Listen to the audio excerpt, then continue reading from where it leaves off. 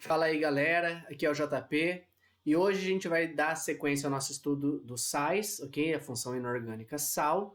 E vamos aprender a dar nome aos nossos sais. Isso daqui é uma das partes mais importantes do nosso estudo, tá certo? Porque vários exercícios trazem não a fórmula, mas o nome do nosso composto. Então, conseguir fazer essa passagem de nome para fórmula e vice-versa é fundamental, ok? Para a gente conseguir trabalhar a nomenclatura dos nossos sais, a gente vai ter que lembrar quem deu origem a esse sal. Então, o nosso sal é um composto iônico formado por cátion e ânion. E nós vamos usar o nome desse cátion e o nome desse ânion. De que forma? A forma aqui geral do nome de um sal é o nome do ânion de o nome do cátion, com a carga.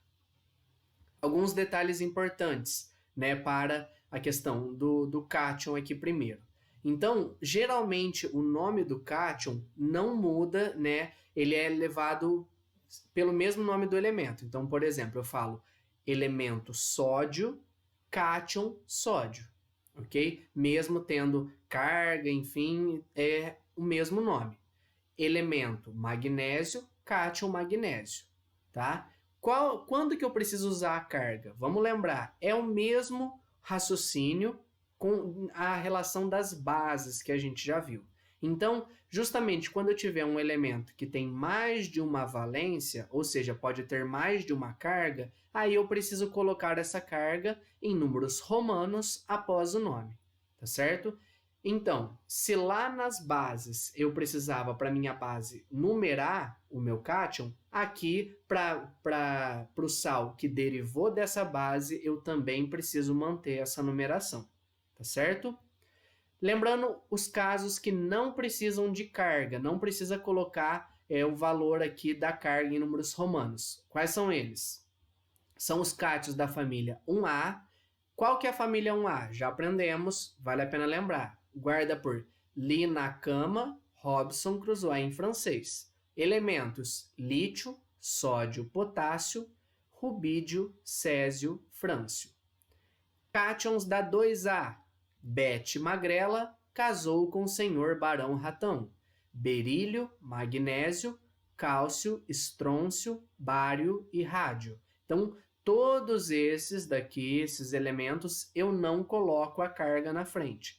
Além deles, amônio, não colocamos, alumínio, zinco e prata. Então, para todos esses cátions, eu não preciso numerar, né, o meu cátion, colocar a carga nele.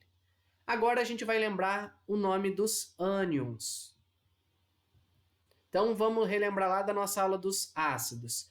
Tem aqui essa tabelinha, a terminação do ânion e a terminação do ácido. Lembrando que o que muda do nome do ácido para o nome do ânion é a terminação. Então, se o ácido terminou com oso, terminação do ânion é ito. Ácido terminou com ico, terminação ato. Ácido terminou com hídrico, terminação eto. Como que a gente guarda isso? Ensinei lá e agora a gente vai lembrar. Mosquito, guloso, timato, tipico, timeto no vidrico, ok? Aí, para a gente lembrar de maneira bem simples. Vamos treinar, então, esse raciocínio que a gente fez agora do cátion e do ânion, dando alguns nomes. Então, por exemplo, nós temos aqui, a gente já montou a fórmula do nosso sal, né? A gente viu como que monta em alguns vídeos anteriores. Agora a gente vai dar um nome para esse sal. Então, eu tenho aqui, ó, hidróxido de potássio, ácido sulfídrico. Lembrando que é hídrico porque não tem oxigênio, é um hidrácido. Eles vão dar origem a esses ânions e cátions, né? O cátion potássio e o ânion sulfeto, para formar o K2S. Esse é o sulfeto de potássio, ok? Lembrando que aqui, ó, hídrico, né? Sulfídrico vira sulfeto, tá aqui. E potássio eu não preciso numerar porque é da família 1A, sulfeto de potássio.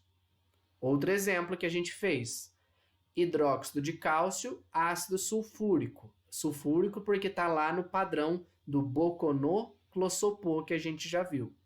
Hidróxido de cálcio, família 2A. Tenho esse cátion, esse ânion, esse daqui é o meu composto, o meu sal formado. Esse daqui, então, de sulfúrico, ico vira ato, sulfato. Então, esse é o sulfato de cálcio. Perceba aqui, ó, sulfeto, sulfato. Cuidado para não confundir, ok? Outro exemplo. Lembrando que o cálcio eu também não coloca carga porque é da família 2A. Outro exemplo, tá aqui. Hidróxido de ferro 2, tenho que colocar porque o ferro não está naquele grupo. E aqui eu tenho HNO2. O padrão do nitrogênio é HNO3, que é nítrico. Ele tem um oxigênio a menos que o padrão, ou seja, de ico vira oso. Esse é o ácido nitroso. Esse daqui é o cátion e o ânion formados. Esse é o meu sal. Então, de ácido nitroso, oso vira ito. Esse é o nitrito. Nitrito de ferro 2. Perceba que eu coloquei aqui a numeração do ferro porque ele tem mais de uma valência. Existe o ferro 2 e ferro 3. Então, por isso que eu preciso colocar em números romanos aqui. Nitrito por conta do meu ácido. Ok? Outros exemplos, agora um pouquinho mais rápido, né? Sem fazer todo esse caminho. Vamos lá. NaCl, cloreto de sódio. Perceba que cloreto porque veio do ácido clorídrico e sódio veio do hidróxido de sódio. BaNO3,2, nitrato de bário, porque veio do ácido nítrico e veio do bário, do hidróxido de bário, ok? Iodeto de potássio, veio do ácido iodídrico e do hidróxido de potássio. Fosfato de alumínio, veio do ácido fosfórico e do hidróxido de alumínio. Perceba que alumínio também não numera, ok? Agora, carbonato de ferro 3, porque veio do ácido carbônico, carbonato, e do hidróxido de ferro 3. Perceba que se eu descruzo aqui na regra da porteira, a carga desse ferro é 3+, por isso que é ferro 3. Lembrando que esse daqui, esse número não tem a ver necessariamente com a quantidade que aparece aqui. Cuidado, ok?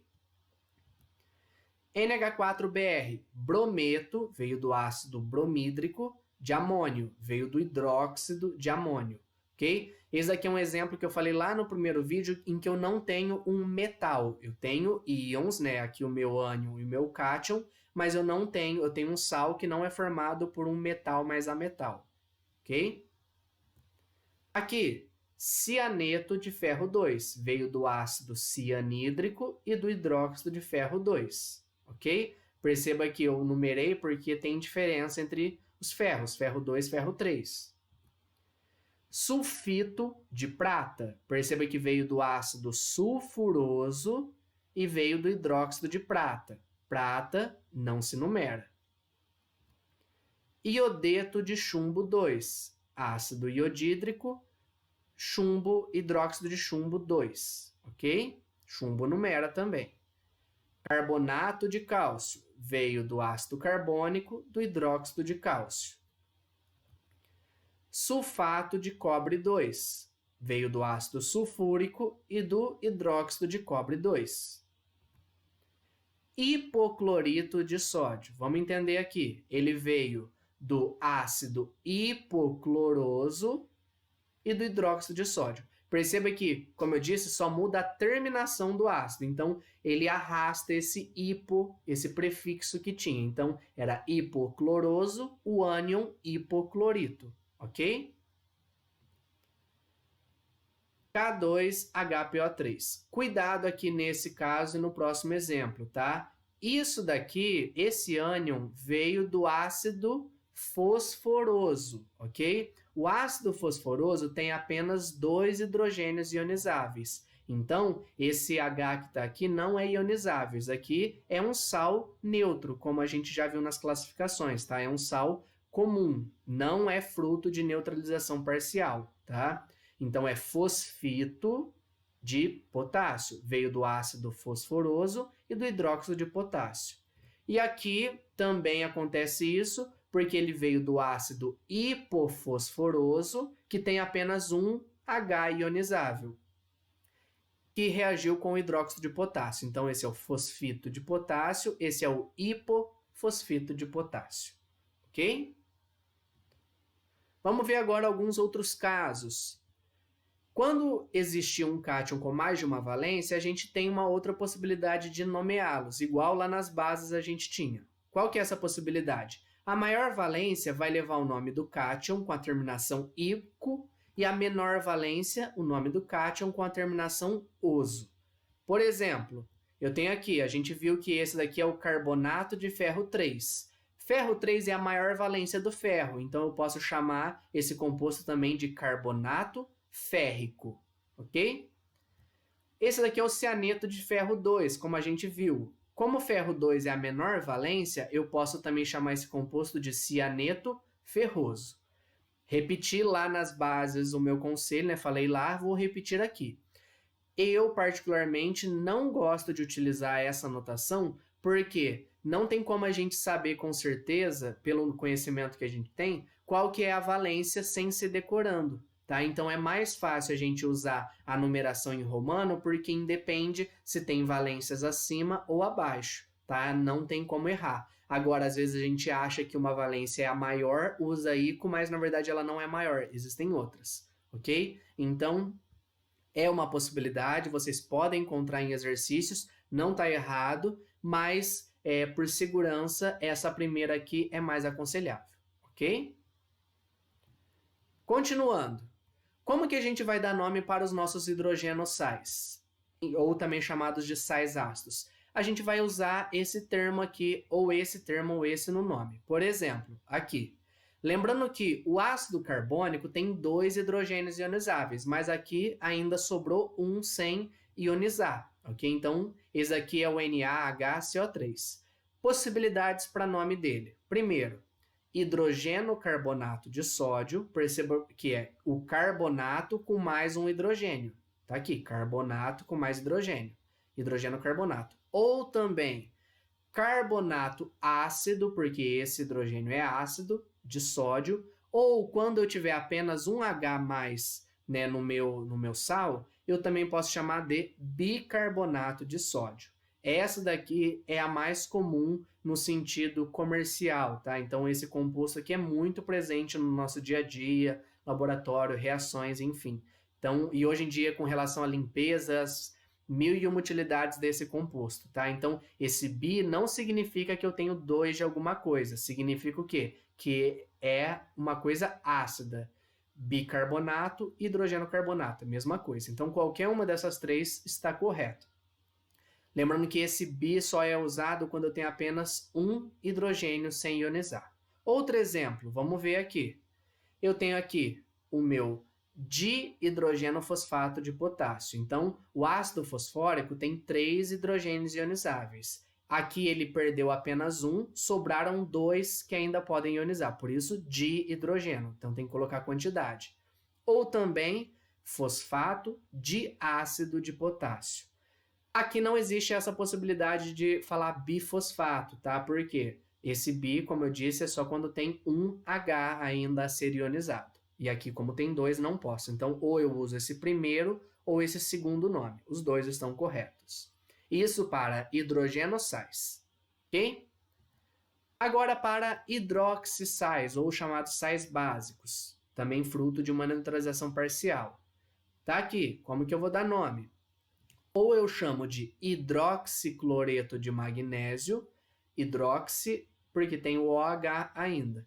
Cloreto, meu ânion, magnésio, meu cátion. Ou também cloreto básico, já que esse OH indica a presença de uma base que não foi totalmente neutralizada, de magnésio. Okay? Então, as duas formas. Ou quando eu tenho mais de um OH, eu chamo de dihidroxibrometo de ferro 3. Perceba que aqui eu tenho ainda 2 OHs para se neutralizar, por isso o di. Brometo é esse meu ânion, ferro 3 é a carga aqui do meu cátion, tá certo? Ou também brometo dibásico de ferro 3, ok? São as possibilidades para esse composto.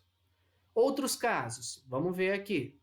Quando eu tenho sais duplos, né, como a gente já viu lá na classificação, por exemplo, esse daqui, como que eu chamo? Muito simples. Nome do ânion, sulfato, e depois o nome dos cátions, sulfato de sódio e potássio. É raro aparecer isso em exercícios para a gente precisar dar nome, tá? Só para a gente conhecer aqui como funciona. Também, Aqui, então eu tenho aqui um sal duplo formado por 2 cátions, aqui eu tenho um sal duplo formado por 2 ânions. Nesse caso, eu tenho nitrato cloreto de magnésio. Ok? Continuando. Sais hidratados. A gente já viu lá o que é um grau de hidratação de um sal.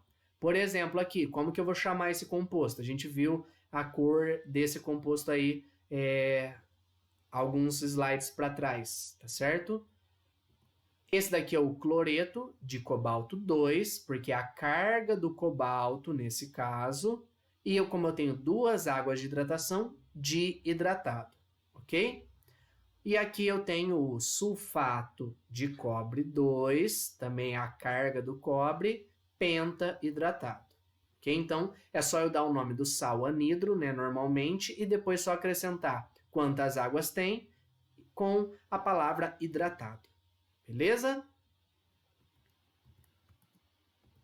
A gente fecha a nossa aula de nomenclatura de sais aqui. Qualquer dúvida, estou à disposição. Até a próxima. Tchau, tchau. E temos ainda mais um vídeo com relação a sais do nosso cotidiano e solubilidade. Daqui a pouco a gente continua. Tchau, tchau.